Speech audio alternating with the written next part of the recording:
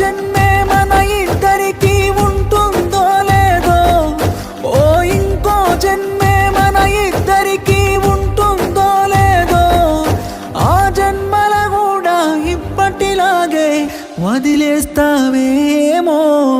కలిసుంటే బాగుండేదమ్మా, నువ్వు నేను విడిపోతామనుకోలేదమ్మా.